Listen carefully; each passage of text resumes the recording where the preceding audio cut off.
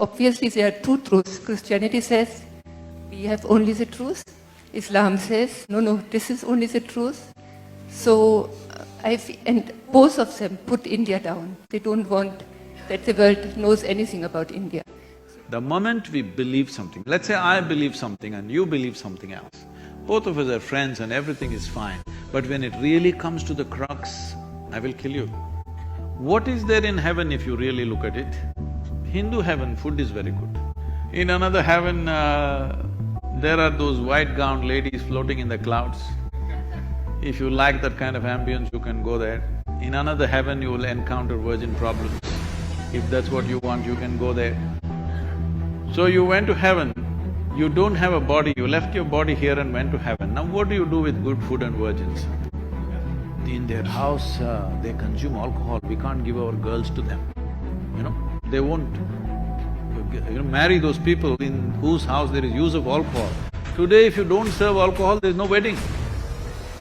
Sadhguru, you were saying that the youth is very much interested in truth. And from my own experience, this is true. But I grew up in a culture where I was told what is the truth. I mean, we were told you don't have to think about the truth because we cannot know it. God had to tell it, and He has told it in His revelation. So, should India not be more powerful, use its power to tell the world that this is not okay actually, to enforce something which is not the truth. Because obviously there are two truths. Christianity says we have only the truth. Islam says, no, this is only the truth. So, and both of them put India down. They don't want that the world knows anything about India. So should India not stand up much stronger and tell them? About youth seeking truth, it's very natural for them, as you said. People have been told, this is the truth, this is a commandment. The best thing about India is this, even when the so-called divine entities came, they could not give us a commandment because Indians are full of questions. We were trekking in Tibet and we had people from over 40 countries, and one Indian person who lives in the United States stood up to ask a question. And the question went on for over 8 minutes. Question inside a question, inside a question, inside a question, like that. All the other, Indians are okay, but the rest of the people are, what kind of question is this?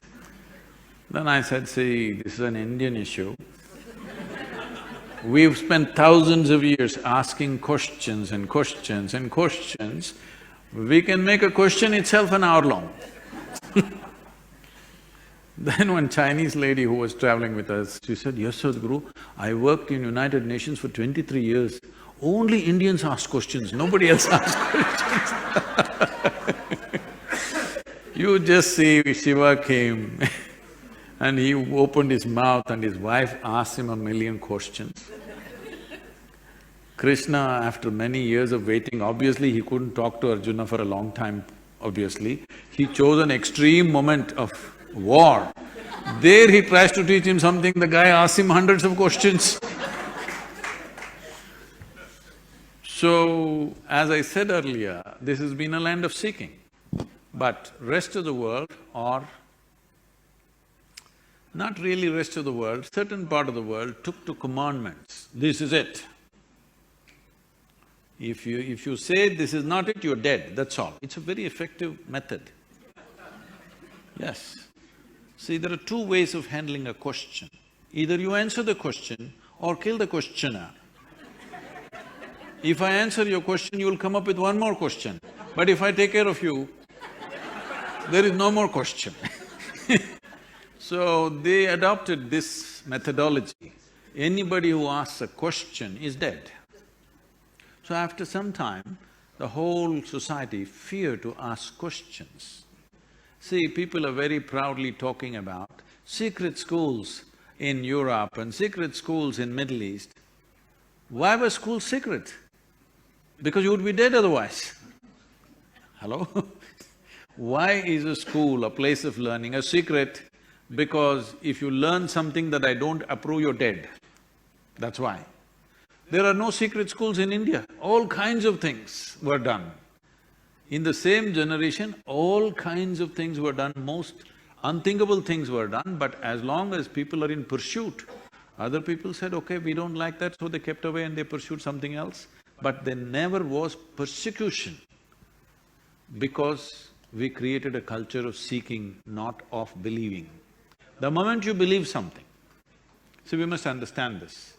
The moment we believe something, let's say I believe something and you believe something else, both of us are friends and everything is fine, but when it really comes to the crux, I will kill you.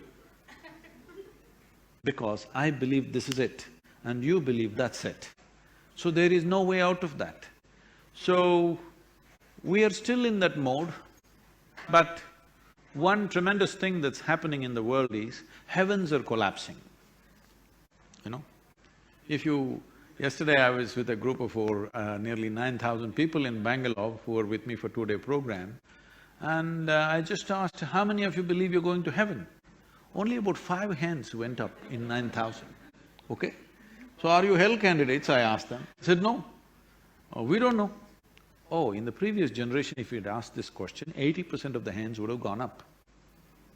So heavens are collapsing, which is a very good thing for seeking because heavens are collapsing means people… what heaven means is that there is a better place than this. This is a tragedy. This is the worst thing that human beings have been, trained to believe.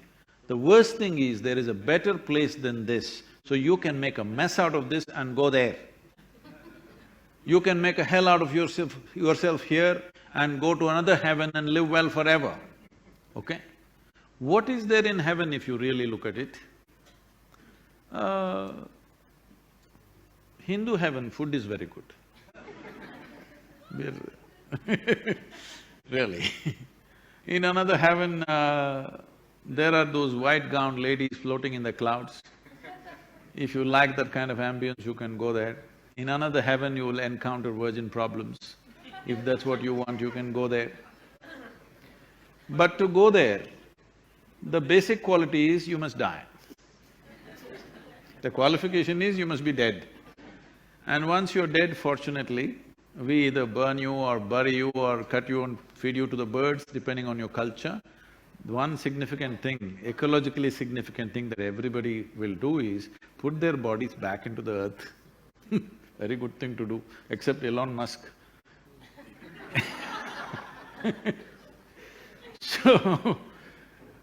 So you went to heaven, you don't have a body, you left your body here and went to heaven. Now what do you do with good food and virgins? So I'm saying, right now for the first time in the history of humanity, more number of human beings are beginning to think for themselves, especially women. 100 years ago, most women were not allowed to think. The whole structure of most societies in the world were such, they're just not allowed to think for themselves. For the first time, men and women are beginning to think. Whether thinking right or wrong is not the point, they're beginning to think. Once they begin to think, a logical structure evolves in their mind. Once a logical structure evolves in their mind, anything that's illogical will collapse. So heavens are collapsing. Because of this, you will see an enormous increase in consumption of alcohol and drug abuse.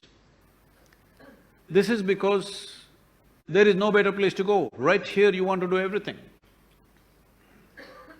So you will see this rising, but at the same time, this is the time consciousness can also rise because certain number of people will look inward as to what is the solution.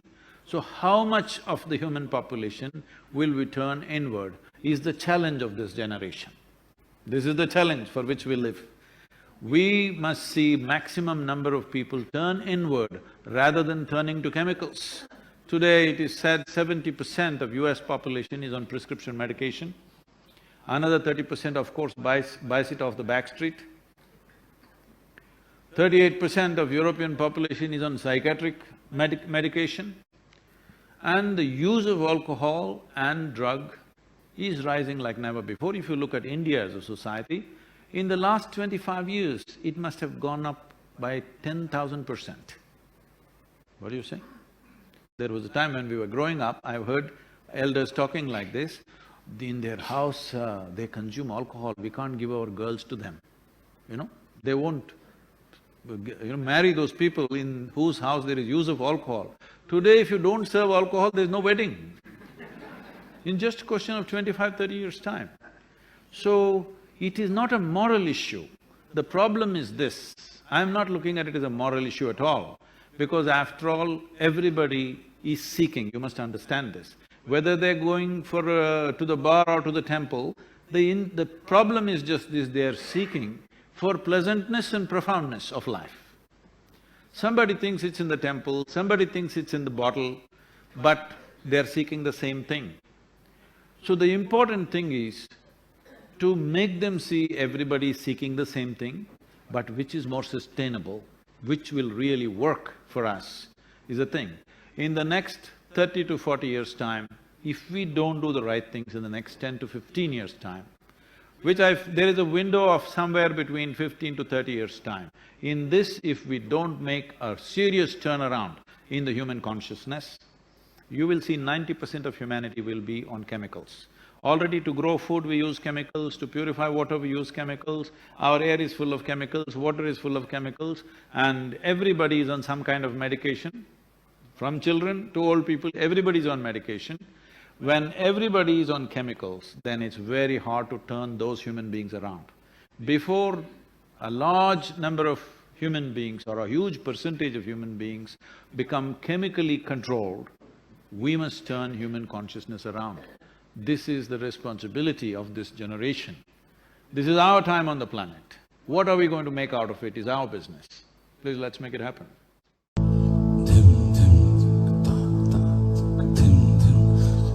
That